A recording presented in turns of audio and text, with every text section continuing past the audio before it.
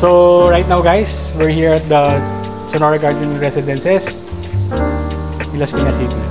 So ito guys, nandito tayo sa isang 3-bedroom unit. So this is the end unit. So papakita ko sa inyo kung ano yung nasa loob. Tara! So guys, we're here at the dining area. So this consists of 4 packs, so 4 people. And this is the kitchen area. So makikita naman natin dito, naka-granite countertop finish na siya. And naka-soft close system yung cabinets niya. And included na rin tong isang kitchen sink na nandito. So ito guys, pupunta tayo ngayon sa isang living area.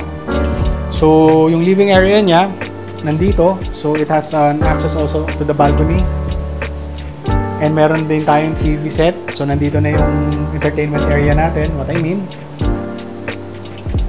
And guys, papakita ko sa inyo yung common bathroom na meron tayo dito. So this is the common bathroom.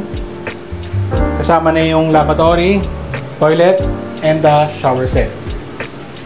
And dito guys, makikita naman natin dito na meron tayong provision for the washing machine area. For the 2-bedroom and the 3-bedroom, included siya. So this is the place where you could put your laundry area. And dito guys, nandito yung ating bedroom 3. So yung bedroom 3, mag-fit pa rin yung cabinets, tables, and syempre ang ating single bed.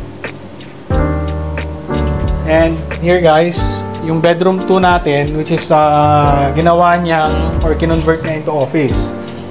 So ang laki nung laki ng office mo dito. So makikita naman natin dito na pwede nyo siyang maging work area talaga. And kung magre-relax kayo, meron tayong sofa na nandito na nakalagay. And nandito guys, ang ating bedroom 1. So pagpasok naman natin dito, so queen size bed, double bed would fit here. And we have the cabinets na meron tayong sample. So this is just a sample guys, it's not included. So we have our vanity table, tapos may mirror dito, kung si Mrs. Ayan, dito siya maglalagay ng mga makeup niya. And this guys, this is the master's bedroom bathroom. So meron na tayong countertop na granite finish na nandito. Yan yung lavatory. And also the shower set na nandito. Ngayon, punta tayo ngayon dito sa balcony area ng master's bedroom.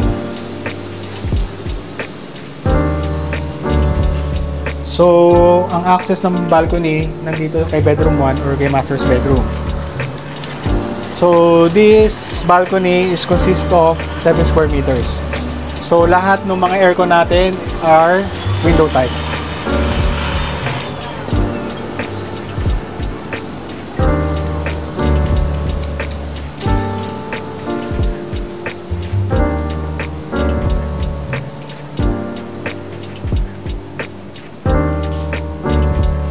So guys, if you have any questions about this unit, meron pa tayong maraming available units here in Sonora Garden Residences.